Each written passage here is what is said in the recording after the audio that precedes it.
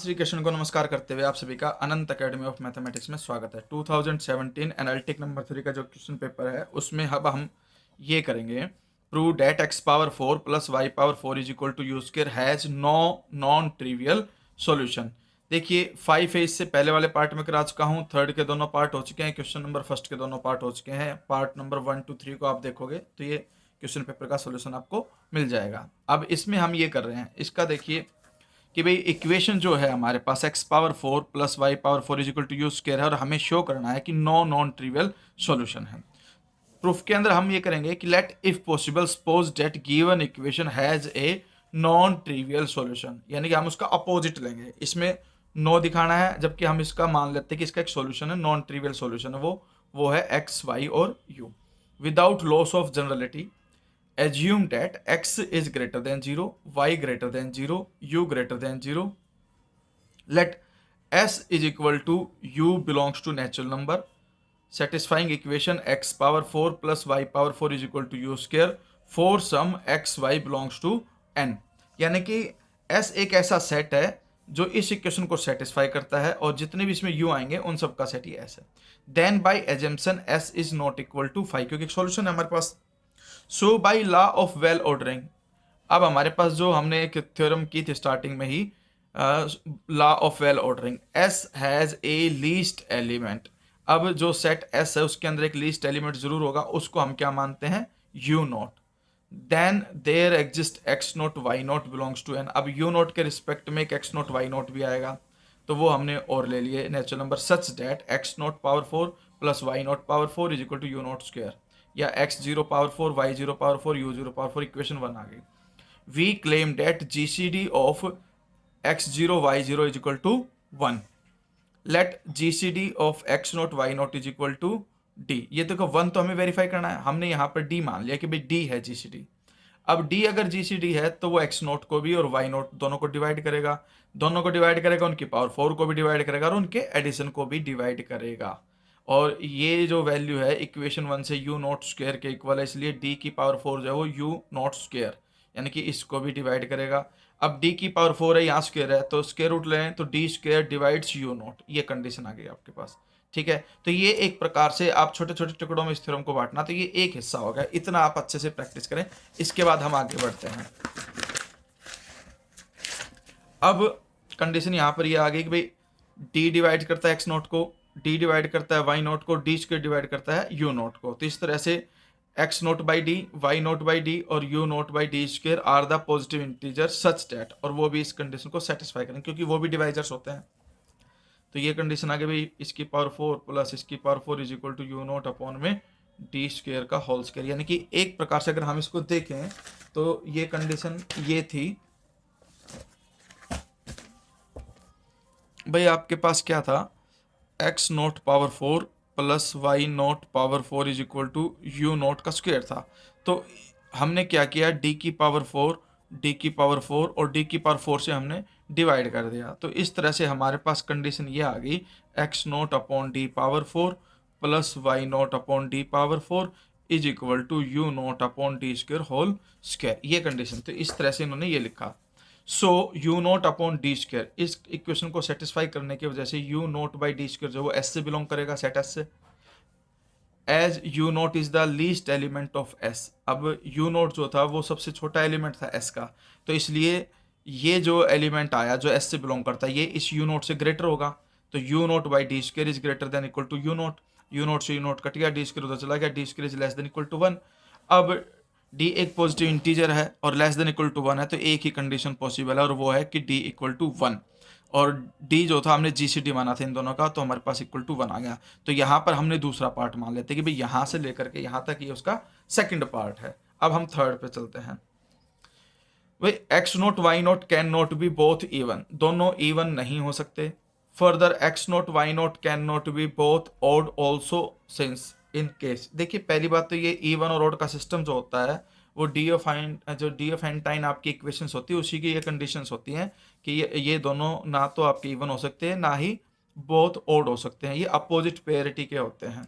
तो in this case u naught square is equal to x naught power 4 y naught power 4 is equal to 1 plus 1 is equal to 2 mod 8। ठीक है, तो which is not possible, so x and y are of opposite pair.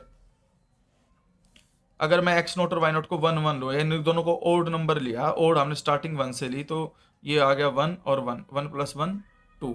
ठीक है, 2 को अगर मान लो मैं 8 से डिवाइड करता हूँ तो 2 ही रिमाइंडर, यानी कि 2 - 2 divided by 8 is equal to 0 आ जाएगा आपके पास। तो 0 को जब आप डिवाइड करोगे 8 से तो डिवाइड तो वो हो जाएगा, लेकिन हम इसको इस कंडीशन में लिखेंगे, और ये पॉसिबल नहीं हो सकता है, क्योंकि ओड की पावर 4, ओड की power 4 can not equal to even number, क्योंकि अगर आपके पास देखिए ये ओड है, ये ओड है, सम जो है वो इवन आ गया, नॉट पॉसिबल। अब हम क्या करेंगे, अपोजिट पेयरिटी का मानेंगे इनको, कि एक्स और वाई दोनों अपोजिट पेयरिटी के। अब यहाँ से एक चीज़ और स्टार्ट होती है, ये थोड़ी सी आपको याद रखनी पड़ेगी। ठीक है, इसमें ये है आपके पास कि भाई without loss of generality assume that x naught is even and y is odd, कि भाई एक्स नोट तो है इवन और जो वाई नोट है वो हमने ओड मान लिया। Also x naught square whole square plus y naught square whole square is equal to u naught square, and G C D of x naught square comma y naught square equal to 1, क्योंकि opposite पेयरिटी है, एक even एक odd है, तो उनका square भी even odd होगा, इसलिए जी सी डी 1 आएगा। So there exist integer a and b such that, ये कंडीशन होती है डी ऑफ एंटाइन इक्वेशंस की, कि भाई एक्स नोट स्क्वेयर होगा 2ab, वाई नोट स्क्वेयर होगा a square minus b square, u naught होगा a square plus b square, equation 2।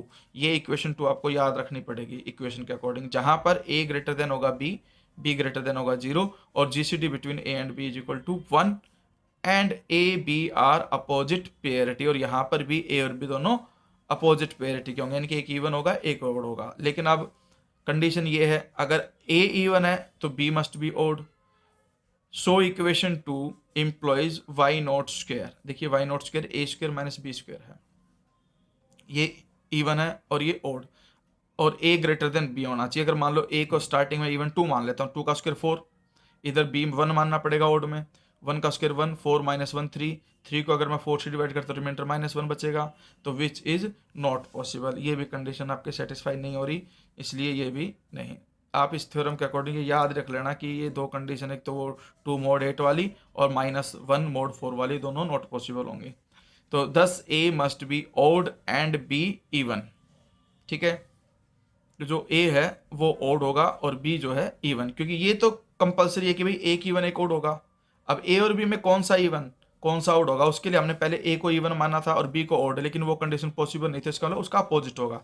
तो a must be odd and b must be even. ठीक है, तो ये कंडीशन आ जाएगी। अब बी अगर इवन है तो कोई भी इवन नंबर 2 का मल्टीपल हो सकता है, तो बी इक्वल टू में 2c, then from 2 x naught square is equal to 2ab, b की जगह पे 2c रखोगे तो ये 4ac बन जाएगा। अब ये 4 इसके अपॉन में जाएगा, तो एक्स नॉट अपॉन 2 का whole square is equal to ac आ जाएगा, इक्वेशन 3। ठीक है, अब G C D a comma b is equal to 1 and b is equal to 2c, ए और बी के बीच में कॉमन 1 है, बी की वैल्यू 2c है, तो इसका मतलब G C D between a and c भी क्या होगा 1, क्योंकि बी की वैल्यू 2c भी रख दूंगा तो भी ए और सी के बीच में कुछ कॉमन नहीं आएगा, सिर्फ 1 आएगा। Now a and c are coprime such that a c is a perfect square, क्योंकि हमारे पास ये कंडीशन आई थी कि भाई a c is equal to x naught upon 2 का होल स्क्वायर, इक्वेशन 3 से, तो परफेक्ट स्क्वायर हो गया। और ए और सी दोनों को प्राइम है, कुछ भी कॉमन नहीं है उनके बीच में, तो इसका मतलब ये दोनों ही सेपरेटली परफेक्ट स्क्वायर होंगे। So a and c must be perfect squares, a is equal to f square and c is equal to g square. अब वाई नोट स्क्वायर था a square minus b square, ये तो ए square हो गया, B की value 2c रखोगे तो 2c का स्क्वायर 4c स्क्वायर। अब यहाँ पर f square is equal to a है तो ए स्क्वायर F4 होगा, और यहाँ पर हम जी स्क्वायर को c मानेंगे तो 4c स्क्वायर का मतलब जी स्क्वायर का होल स्क्वायर वो आ जाएगा G4, ये कंडीशन आ गई। ये उधर जाके ऐड हो जाएगा इसके साथ y naught square plus 4g power 4 is equal to F4 equation 4। तो ये इस तरह से एक पार्ट और बन गया आपका। अब जी सी डी ए और बी के बीच में 1 है, तो जी सी डी ए की वैल्यू एफ स्क्वायर, बी की वैल्यू 2g स्क्वायर, वो भी 1 आएगा। तो G C D between y naught and 2g square, क्योंकि देखिए यहाँ पर जो कंडीशन है उसके अकॉर्डिंग आपके पास यहाँ पर भी क्या आएगा 1 आएगा जी सी डी, क्योंकि f की पावर 4 ये है। एक मिनट रुकिए थोड़ा सा, ठीक है। तो हमारे पास ये कंडीशन आ गई भाई, G C D between y naught comma two g square is equal to 1, क्योंकि जो एफ स्केयर है वो इस इक्वेशन को सेटिस्फाई कर रहा है, एफ स्केयर का होल स्केयर। तो इस कंडीशन के अकॉर्डिंग हमारे पास यहाँ पर जो वाई नोट है और टू जी स्केयर के बीच में 1 ही आएगा। Further y zero must be odd as y naught square is equal to a square minus b square and a b are opposite parity. देखो ए ग्रेटर देन बी है, ये odd है, ये इवन है, तो दोनों का जो सब्ट्रैक्शन है वो आपके पास क्या आएगा, ओड आएगा, इसीलिए y zero must be odd. तो equation 4 can be written as, equation जो 4 है हमारे पास, वाई नोट का स्क्वायर प्लस 4g की power 4 is equal to F4, उसको मैं कैसे लिख सकता हूँ, वाई जीरो का square 2g whole square equal to f square का होल स्क्वायर, जहाँ पर Y zero comma 2g square के बीच में कॉमन सिर्फ 1 है, y zero is odd and 2g square is even. तो इसका मतलब वही d f n ten equation satisfy हो रही है यहाँ पे स्क्वायर वाली कंडीशन के according. So there exist integer r s such that, अब यहाँ पर जो 2g स्क्वायर है वो 2ab की जगह पे यहाँ पे आर एस ले लिया, जैसे यहाँ पे था ना 2g square is equal to 2RS, y naught आपके पास आ जाएगा r square minus s square, और एफ स्क्वायर जो है वो आ जाएगा r square plus s square, equation 5 ये आप याद भी रख सकते हैं, जहाँ पर आर ग्रेटर देन एस होगा, S greater than 0। G C D between R and S is equal to 1 and R S are of opposite parity, यानी कि एक प्रकार से यहाँ दोबारा से डी ऑफ एंटाइन इक्वेशन की कंडीशन लिखी गई है, ठीक है, वो आपको पता होनी चाहिए, नहीं तो आप इसको याद कर लो कि भाई हमारे पास यहाँ पर 2g स्क्वायर जो है वो 2ab की जगह पे यहाँ पे 2RS, फिर वाई नॉट की जगह पे a square minus b square की जगह पे r square minus s square, और यहाँ एफ स्क्वायर हो जाएगा r square plus s square, equation 5। फिर 2g स्क्वायर जो है आपके पास 2RS है, so G square is equal to R S, R और एस के बीच में कॉमन 1 है, तो both R and S must be perfect square, दोनों के दोनों परफेक्ट स्क्वायर होंगे, तो इसलिए आर को वी स्क्वायर, एस को डब्ल्यू स्क्वायर मान सकता हूँ, वी और डब्ल्यू दोनों पॉजिटिव होंगे।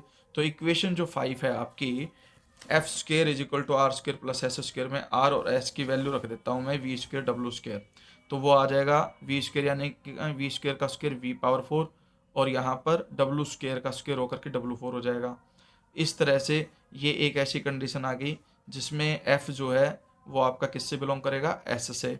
अब यहाँ पर u नॉट स्मॉलेस्ट था तो u naught less than equal to f, अब बट यहाँ पर तो आ गया f, but f is less than equal to f square, f square is equal to a is less than equal to a square is less than equal to a square plus b square, a square plus b square is equal to u naught. ध्यान से समझना, इसका f है positive quantity है और यहाँ पे उसका स्क्वायर है, तो f ऑटोमेटिकली एफ स्क्वायर से लेस होगा, एफ स्क्वायर की वैल्यू a के इक्वल है, a अपने ही स्क्वायर से लेस या इक्वल होगा उसके।